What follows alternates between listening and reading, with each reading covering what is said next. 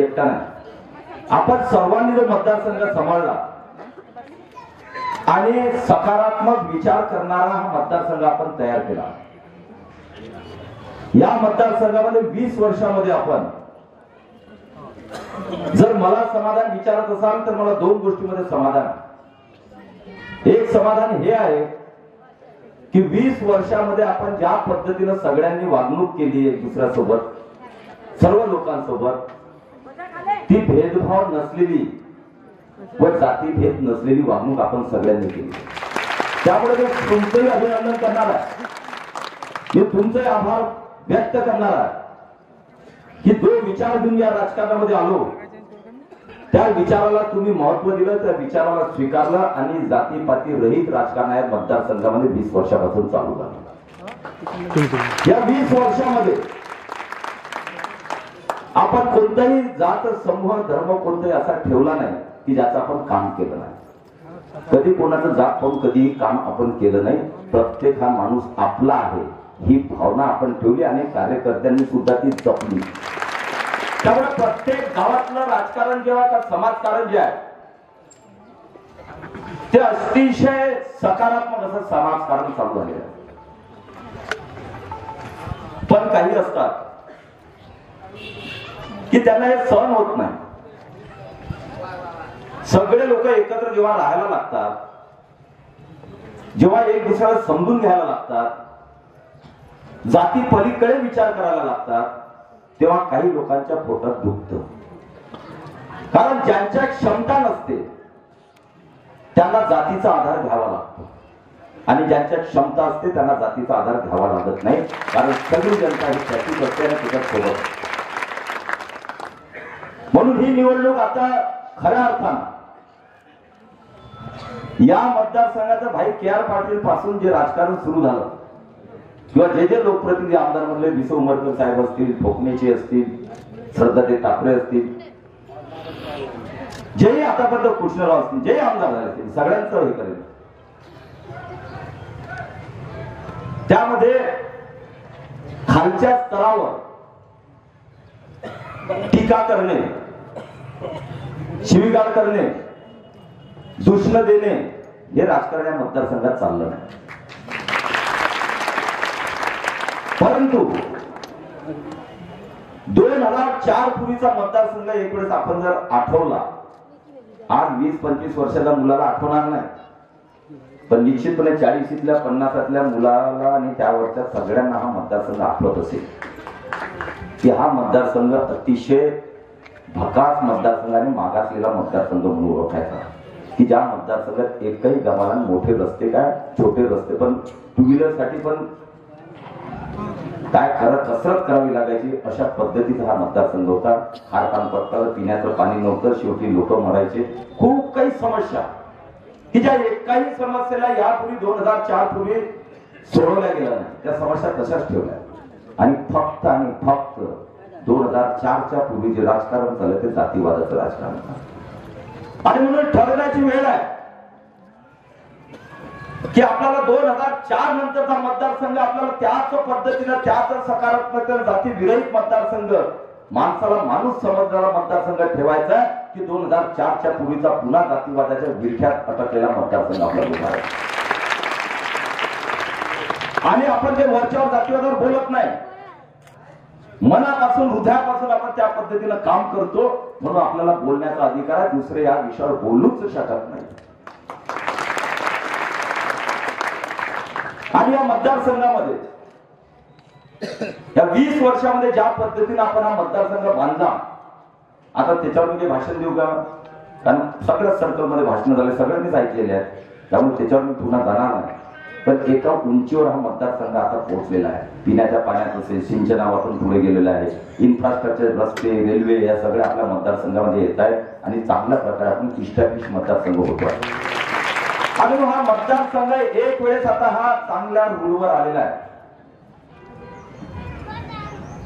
आणि पुढचे 5 वर्ष जे आहे ते अतिशय महत्वपूर्ण या मतदारसंघासाठी आहे, या मतदारसंघातल्या युवा पिढीसाठी आहे. माझ्या भाषणामध्ये सगळ्यांनी ते ऐकलेलं, त्यामुळे पुन्हा त्याच्यावर मी जाणार नाही. पण पुढच्या 5 वर्षामध्ये युवकांचे स्वप्न पूर्ण करणारा मतदारसंघ राहणार. आणि मी आज इथं विजय चौकामध्ये शब्द देतो, कारण तुम्हाला माहिती आहे की जेव्हा मी ज्या ज्या टर्ममध्ये जे शब्द दिले ते पूर्ण करण्याचा प्रयत्न केले, नव्हे तर ते पूर्ण केले. आणि मग जनतेसमोर पूर्ण हिशोब, प्रत्येक वेळेस मी हिशोब ठेवत गेलो आणि जनता स्वीकारत गेली. जे सत्य आहे ते जनता निश्चितपणे स्वीकारते. खोटं बोलणाऱ्यांचं आता चालत नाही. पुढच्या 5 वर्षामध्ये हा मतदारसंघ निश्चितपणे एक चांगला मतदारसंघ की ज्यामध्ये युवकांची चांगल्या प्रकारे काळजी आणि चांगल्या प्रकारचे कारखाने जे आहेत या मतदारसंघामध्ये आपण निर्माण केल्याशिवाय राहणार नाही. कारण शेवटी 5 वर्षानंतर जनतेसमोर जेव्हा जायचं असतं तेव्हा जनतेला बरोबर त्यावेळेस जे करायचं ते समजतं. आणि म्हणून दिलेला शब्द पाळला पाहिजे. आणि पाळल्यापेक्षा मी इतका गतिवान त्याच्या मागे पळायला पाहिजे की 24 तास मतदारसंघ आपल्या डोक्यात असला पाहिजे. आपल्या लोकांच्या समस्या काय, वैयक्तिक समस्या काय असतील, सार्वजनिक समस्या काय असतील, सातत्यानं विचार करणारे लोकप्रतिनिधी मतदारसंघात पाहिजे. आणि मग आपण सगळ्यांनी त्या प्रकारे विचार केला आणि हा मतदारसंघ पुढे जात आहे. मी योजनांवर आता जाणार. मी आमच्या लाडक्या बहिणी अतिशय उत्साहामध्ये पूर्ण गावांमध्ये आहे, पूर्ण गावांमध्ये. आणि मी तुम्हाला आज सांगतो, यांनी किती डोक्यामध्ये काही भरवलं तरी ज्या घरावर काँग्रेसचा झेंडा असेल त्या घरातली माऊली मलाच बहीण बनतात. त्यामुळे तुम्ही जास्त काळजी करू नका. काळजी करू नका याचा अर्थ हा नाही की तुम्ही आता झालं आपलं मस्त मस्त मस्त मस्त असं नाही. 2 दिवस राहिलेले आहेत. 2 दिवसामध्ये माझी सगळ्यांना विनंती आहे की आपल्याला मागच्या पेक्षाही जास्त लीड न ही सीट आली पाहिजे. त्यासाठी एका एका कार्यकर्त्यांना, विशेषतः आमच्या भगिनींनी एक एक मत जे आहे ते आपल्या कमळाच्या फुलावर कसं जाईल, एक एक मत त्याचा आपण प्रयत्न केला पाहिजे. तो 20 तारखेच्या 6 वाजेपर्यंत कोणीही थांबता कामा नये. शेवटचं मत पेटीपर्यंत आपल्या कार्यकर्त्यांनी कुठेही थांबता कामा नये. या पद्धतीचं नियोजन आपण केलं पाहिजे.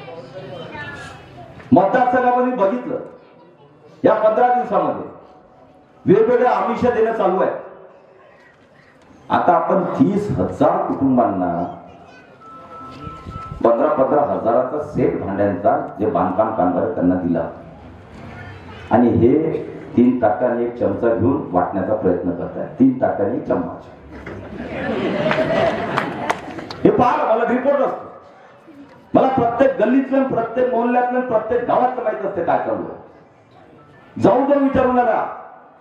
तुम्हाला 4 ताटं आणि 1 चम्मच देतो, तुम्ही मतदार. बरे पैसे आणले कुठून मग तुम्ही? हे पैसे आणले कुठून याचा ते हिशोब द्यावा गेला. आणि म्हणून सगळ्या कार्यकर्त्यांनी सचेत राहून या पद्धतीचा मतदारसंघ होता कामा नये की जिथं पैशाचा वारेमाप वापर होईल आणि त्यामधून मतं खरीदल्या जातील असा या मतदारसंघात वापर होऊ नये याची काळजी घ्यायची. कुठेही या मतदारसंघामध्ये आपला कार्यकर्ता करतच नाही. आपण आपल्या कार्यकर्त्यांना स्ट्रिक्टली सांगितले आहे. आता माझ्याबद्दल जे बोलले गेलेलं आहे, जे खालच्या दर्जात बोलल्या जातात, काही काही गलत व्हिडिओ पसरत राहतात, काही प्रतिमेवर फरक पडत नाही. कारण मतदारसंघातल्या माझ्या सगळ्या बंधू भगिनींना माहिती आहे की मी कसा आहे आणि कसा वागतो आणि कसा चालतो. परंतु काही काही पसरू लागत. म्हणून दारूचा वापर कुठेही होता कामा नये. कारण 1 दिवसाचं थोड्याशा गोष्टीमुळे त्याचं मत परिवर्तन होईल असं समजू नका. 5 वर्ष सातत्यानं काम करा, त्यांची सेवा करा. प्रत्येकाच्या घरापर्यंत आपला कार्यकर्ता जातो 5 वर्षापर्यंत. एक एक योजनेमध्ये आमच्या माता भगिनी असतील, वृद्ध असतील, ज्यांच्या वयस्कर योजना असेल, ज्यांच्या तीर्थयात्रा योजना असेल, लाडकी बहीण योजना असेल, सूर्यघर योजना असेल, एका एका घरापर्यंत आपला माणूस पोहोचतोय आणि एक एक योजनेमध्ये प्रत्येक गरीबाला त्याचा फायदा देण्याचा प्रयत्न करतोय. त्यामुळे आपल्याला दुसऱ्या हाताने काही 1 चम्मच आणि 4 ताटं द्यायची आवश्यकता नाही आहे. मग म्हणतात आमच्या महिलांना तुम्ही विकत घेतलं बहिणींना. अरे विकत तुम्ही घेताय 4 काय म्हणतात ताटं 1 चम्मच मध्ये.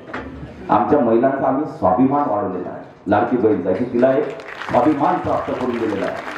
तिच्या हातामध्ये पैसा दिल्यानंतर ती चांगल्या प्रकारे त्याचा उपयोग करू शकते हे आम्हाला माहिती आहे.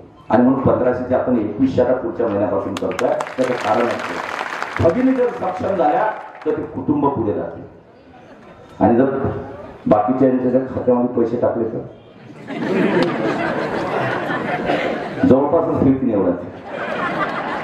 त्यामुळे असं काही नाही, तुम्ही पण लाडके भाऊच आहे. शेवटी हा बहिणींच्या खात्यामध्ये गेलेला पैसा हा कुठे जाणार आहे? तुमच्याच दुकानामध्ये जाणार आहे. छोटे मोठे आपले जे व्यावसायिक आहेत प्रत्येक गावातले शहरातले, हा पैसा शेवटी खर्च त्या तिथंच करणार आहे. त्यामुळे या महाराष्ट्रात 50,000 कोटी रुपये जेव्हा आपण महिलांच्या खात्यात दरवर्षी टाकतोय, ते 50,000 कोटी रुपये शेवटी आपल्याच लाडक्या भावांच्या दुकानामध्ये खर्च होणार. त्यामुळे आर्थिक बाजू सुद्धा आपल्या दुकानदारांची चांगली होणार आहे. छोट्या दुकानदारांची काय हे काही मोठ्या मॉलमध्ये जाणारा महिला थोडी आहे, हे आपल्याचकडे येणार. आणि म्हणून तो दुहेरी विचार हा या योजनेच्या मागचा आपण केलेला आहे. आपण जळगाव शहराचा जेव्हा विचार करतो, आजचं जळगाव आणि 2014च्या पूर्वीचं जळगाव आमूलाग्र बदल या जळगाव शहरामध्ये आपण केलेला आहे. पिण्याचं पाणी असेल, रस्ते असतील, वीज असेल, सीसीटीव्ही कॅमेरे असतील, सगळ्या ज्या गोष्टी असतात, मंगल कार्यालय असेल, सगळ्या गोष्टी या जळगावमध्ये आपण केलेल्या आहेत. आणि मला विश्वास आहे की जळगावकरांचा विश्वास हा निश्चितपणे माझ्या पाठीशी आशीर्वाद रूपी राहील, हा मला पूर्ण विश्वास. मग यांचं काही काही दृष्ट्या करणं चालू झालेलं आहे. एका स्टेजवर 7 जण बोलतात, 7 जण. त्या 7ही जणांमध्ये एक मुद्दा असतो. आमदार साहेबांबद्दल काय कारण आहे, काय आवश्यकता आहे? मला सगळे लोकच माझ्या पाठीशी आहेत, मला हे धंदे करण्याची आवश्यकता कुठे आहे? आणि कोणी घडवली, काय घडवली हे पुऱ्या जनतेला माहिती आहे. तुमच्या पायाखालची वाळू जेव्हा जेव्हा सरकारला लागली तेव्हा तुमच्यातलं तिथं कोण होतं, काय केलं, कोण भडकवलं, काय केलं, सगळ्या जनतेला माहिती आहे. धरण फुटलं, धरण फुटलं, धरण फुटलं, कुठं फुटलं, कुठून फुटलं, कोणी फोडलं. मी माझ्या घरी आमचं इंगळे वगैरे आमची तिकडे कंपनी आहे जळगाव खुर्द मधली, ते सगळे बाया माणसं सगळे आले. त्या दिवशी आपल्याकडे अतिवृष्टी पहिल्या दिवशी झालेली होती. म्हणजे सगळे आले, मी त्यांची चर्चा करून आलो, त्यांच्या समस्या जाणून घेऊन आलो. 100 दिवस होते. त्यामध्ये काही व्यक्ती अशा होत्या की त्यांच्या डोक्यामध्ये काही गोष्टी पेरून त्यांना तिथे पाठवलेलं होतं. आणि मग त्यांनी काय केलं, तिकडून एक फोन आला 12 जणांच्या त्या टोकावरून जवळपास. तिथून एक फोन आला हॉटलाईन वरून, धरण फुटलं, लवकर सांग. मग त्याला सुरू केलं, पडायला लागला तो तिथून घरातून, माझ्या घराच्या समोर धरण फुटलं. सगळ्या बाया माणसं रस्त्याला माझ्या घरातून पडायला लागल्या. मी म्हटलं सारं धरण फुटलं, आपल्याला माहित कसं काय, धरण फुटीन कसं काय? मी लगेच अधिकाऱ्याला फोन लावला धरणावर. ते म्हणे भाऊ कुठं काय, व्यवस्थित काय सगळं. मग मी 2 व्हीलर काढले, बारगणामध्ये आलो. मग लोकांना तोपर्यंत 2 सन्माननीय व्यक्ती, एक डॉक्टर आहे, ऐकतील ना, डॉक्टर बारगणातल्या व्यक्तीला माहित असतं, एक डॉक्टर होता आणि एक अजून मोठा नेता होता. एक त्या गल्लीनं, एक या गल्लीनं, धरण फुटलं, डोकंच पडत लागलं. आणि बिचारा आमच्या माऊली लहान पोरं धड घरातून बाहेर निघाले, पडत राहिले. कशासाठी करताय? अरे तुम्हाला बदनाम करायचं तर जरा चांगल्या गोष्टीत करा, काही तर विचार करा. एखाद्या व्यक्तीवर जर तुम्हाला त्याचं राजकारण समजा तुम्हाला चांगलं पटत नाही, त्या राजकारणाने तुम्हाला जेवत नाही, तर कमीत कमी चांगल्या प्रकारे तर करा. लोकांना का वेठीत करता? 2 बहादर पडत निघाले. आमच्या माता भगिनी त्या वायली पासून धडाधड बिचारे घराच्या बाहेर पडायला लागले. किती जणी पडल्या खाली. आणि त्यानंतर जो उद्रेक झाला, मी तिथं होतो 2 व्हीलर घेऊन. जेव्हा मी पोहोचलो की काहीच झालेलं नाही आहे, मी जबाबदारी घेतो, काय असं अफवा आहे त्या, तेव्हा लोक एवढे चिडलेले होते.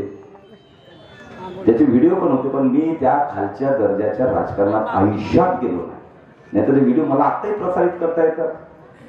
लोकांचे व्हिडिओ आहेत, कोण अफवा पसरवली, कोण पडत गेलं, सगळं माहिती आहे सगळ्या मार्गातल्या लोकांना. आणि मग अशा पद्धतीचं राजकारण या मतदारसंघामध्ये आपण कदापि चालू दिलं नाही, लोकांनी कदापि चालू दिलं नाही.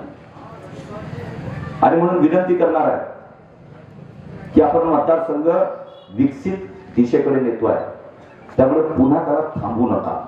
आणि थांबणार तर नाहीच, पण गतीनं दुप्पट गतीनं कसा मतदारसंघ पुढे जाईल यासाठी आपण सगळ्यांनी प्रयत्न करायचे आहेत. आणि एक सांगतो, या 15 दिवसामध्ये ज्या पद्धतीचं प्रेम, आपुलकी, आशीर्वाद आणि माझ्यावर असलेला विश्वास हा जेव्हा मी बंधू भगिनीचा प्रत्येक गावात पाहिला, कधी कधी मी आपणाला म्हणतो, आता ती पण फिरत होती, मी पण फिरत होतो, दोघांनी सारखाच प्रतिसाद आहे. मी असो का आपण असो, सारखाच प्रतिसाद मिळतो, कुठंच कमी नाही. पण जेव्हा आम्ही चर्चा रात्री आल्यानंतर 10 मिनिट करतो, तेव्हा चर्चा हीच असते की इतका विश्वास आणि प्रेम जर जनतेचा आपल्याला वाढलेला आहे, तर मग आपल्याला किती दुप्पट गतीने आता पुढेचे काम करावं लागणार. आपल्याला पुन्हा जास्त गती वाढवावी लागणार आहे. आणि मी विश्वास देतो की पुढचे 5 वर्ष याही पेक्षा मतदारसंघाची गती वाढवणार, कामाची बी गती वाढवणार आहे. आणि पर्सनली वैयक्तिक लोकांच्या कामासाठी 40 मुलांची टीम या मतदारसंघामध्ये सातत्यानं कार्यरत राहील.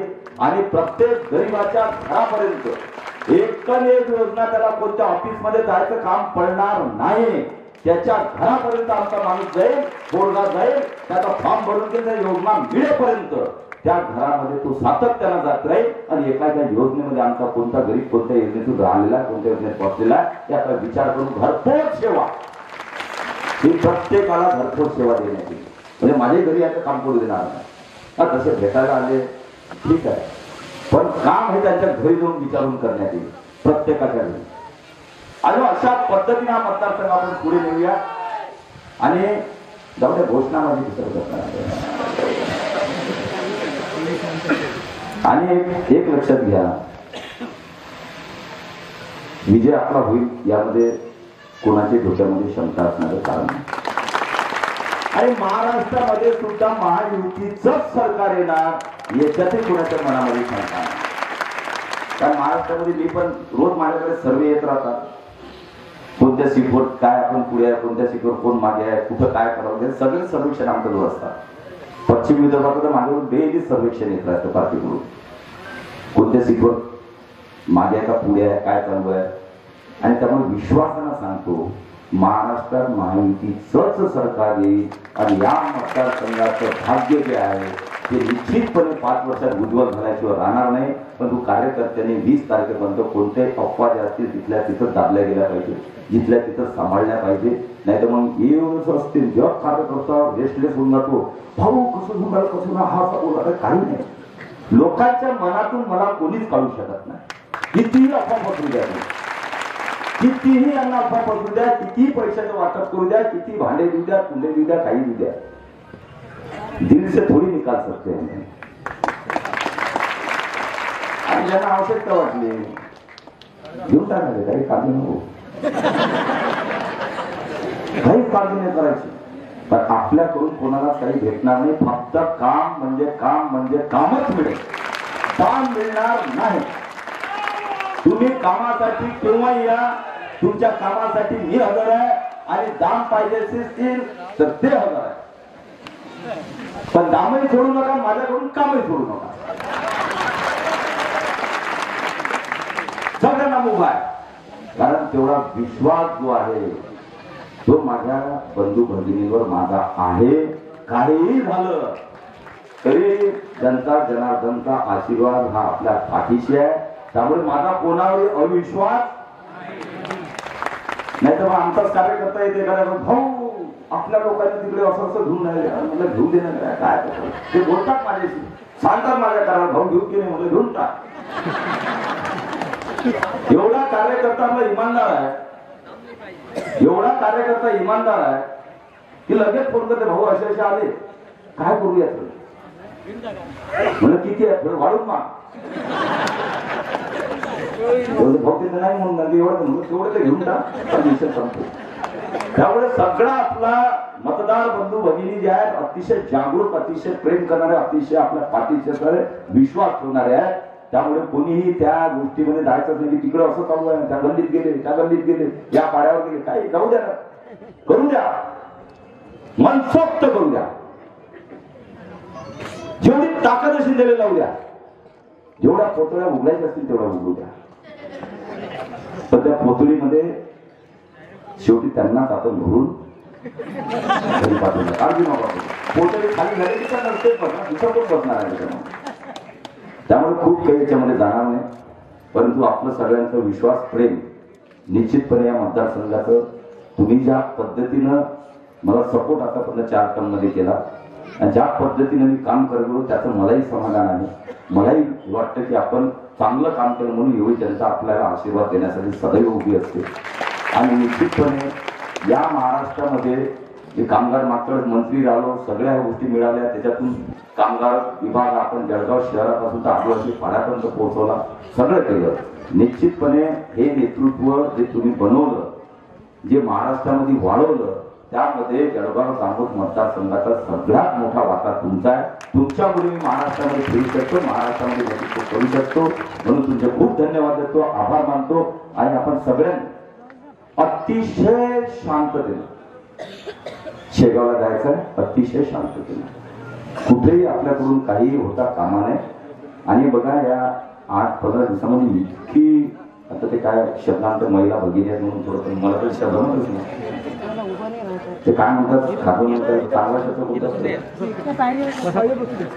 प्रयत्न केला ते काय उचकवण्याचा प्रयत्न केला कार्यकर्ते. जागोजागी आपली रॅली असली की त्याचा भोंगा आपल्या रॅलीमध्ये होऊन जायचा की कार्यकर्त्याने भांडणं केले पाहिजे. मग माझ्या भांडण झालं बघा बघा आमच्या दादागिरी करून आले. काय कशासाठी? माझा कार्यकर्ता हा अतिशय संयमी, शिस्तीने आणि अतिशय शांततेने वागणारा कार्यकर्ता आहे. कुठेही कार्यकर्त्या हातातून चूक झाली नाही, पुढचेही 2 दिवस कुठेही होणार नाही याची मी शाश्वती देतो. आपणही त्याच पद्धतीने विरोधी पक्षाला विनंती करतो की बाबा तुम्ही तुमचं चांगलं काम करा, लोकांसमोर चांगलं मांडा, पुढचं विजन मांडा, पुढे मतदारसंघ कसा पुढे ना हे मांडा. बाकीचे जातीपातीचे विषय, भांडणाचे विषय काढू नका.